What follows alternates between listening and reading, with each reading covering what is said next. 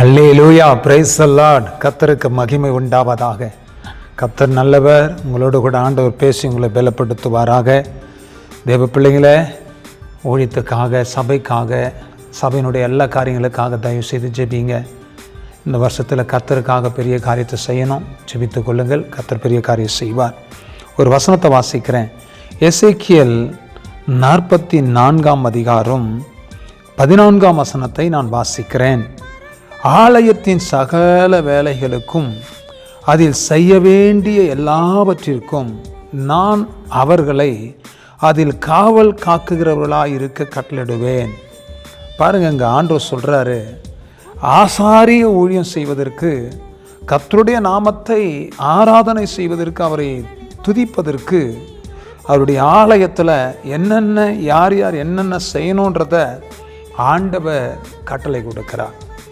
அங்கே வாசிக்கிறோம், ஆலயத்தின் சகல வேலைகளையும் செய்வதற்கும், அதாவது ஆலயத்தின் சகல வேலைகளுக்கும் அதில் செய்யப்பட வேண்டிய எல்லாவற்றிற்கும் நான் அவர்களை அதில் காவல் காக்கிறவர்களாக இருக்க கட்டளிடுவேன்.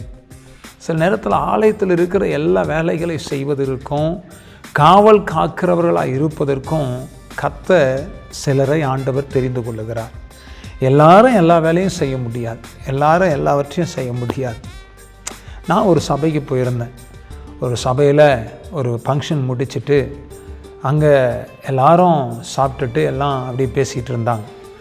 அந்த ஆலயத்தில் பார்த்தோன்னா அந்த ஃபங்க்ஷன் சம்மந்தப்பட்ட எல்லாரும் அவங்கவுங்க வேலையை அவங்க பண்ணிகிட்டு இருந்தாங்க. அவங்க அதை பேசிக்கிட்டு ஏதோ காரியம் பண்ணிகிட்டு இருந்தாங்க.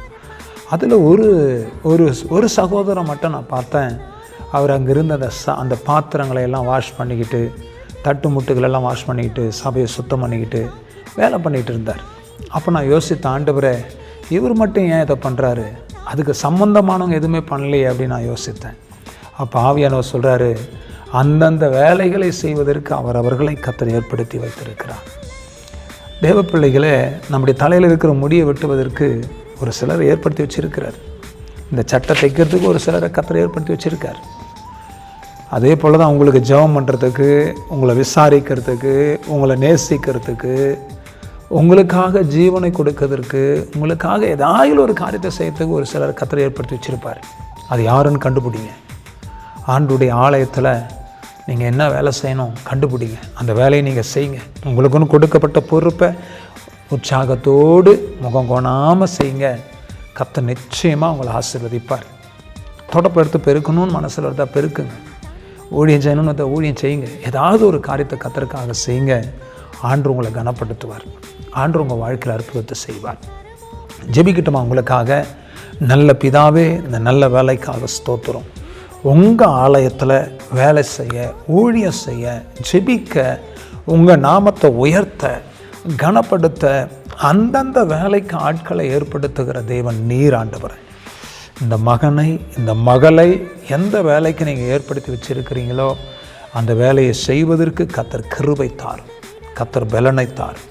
ஆமாண்டவரே, தேங்க்யூலா ரகாலாமா சந்தாலா பாதியா ஷதாரபாலாதி. உனக்குன்னு சில வேலை நான் வச்சுருக்கிறேன் மகனை, மகளை, உனக்குன்னு சில வேலை வச்சுருக்கிறேன்.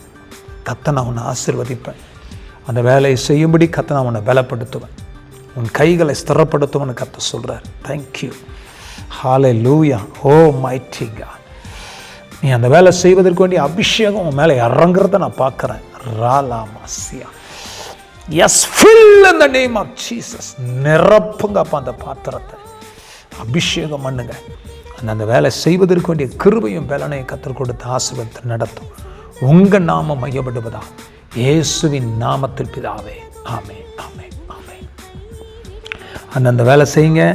உங்களுக்கு கொடுக்கப்பட்டதை கரெக்டாக செய்யுங்க. கர்த்தர் உங்களை நடத்துவார். ஆமென்.